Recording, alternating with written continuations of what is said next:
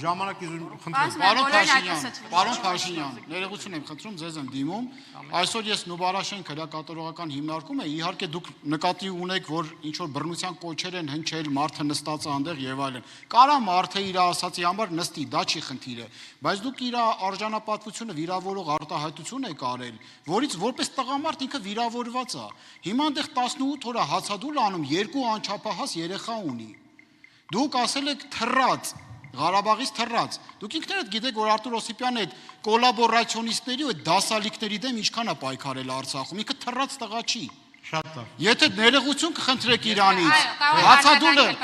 հացադուլը կդադարեցնի։ Ես ասում եմ, Ղարաբաղի պսևդոէլիտայի ներկայացուցիչները, ներառյալ այսպես կոչված քաղաքասարակության այն ներկայացուցիչները, ովքեր եկել են եւ ուզում են պատերազմի մեջ հորձանուտի մեջ նորից վերադարձնեն Հայաստանի Հանրապետությունը, նրանք բոլորը փախած են եւ նրանք բոլորը թռած են։ 2023 թվականին այդ նրանք էին, որ Ղարաբաղից օտար ուժերի դրդմամբ ասում էին, որ ես սահմանները փակել են, որ նրանք Ղարաբաղի ղիջ չվերադառնան։ Ես նրանց ասել եմ, զգուշացրել եմ, ասել եմ դուրս եկաք, հետո հետ չեք կարողանալու գնալ։ Եվ այդ մարդիկ միջև այսօր Հայաստանի քաղաքացիություն չեն ստացել։ Ինչ հրավերում է վիրավորանքին դրա համար ինստիտուտներ կան, թող դատի տան։ Ոչ մեկին պետք չի խղճահարության տակ դնել։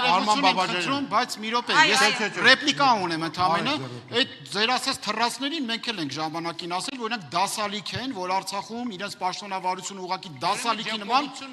Չէ, դուք անվանապես Արտուր Օսիպյանին ասել եք թռած։ Արտուր Օսիպյանը չի թռել։ Լավ, Արտուր Օսիպյանը եւ մյուսները թռել են։ Ղարաբաղի ամբողջ պսևդոէլիտա թռածների կարգավիճակում են, ովքեր այդ թվում Ղարաբաղի ժողովրդին պահել են պատանդիկությունը,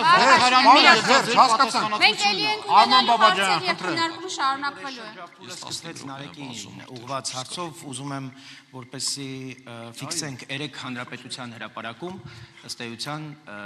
ադրբեջանական մուղամի ներքո պատռվել է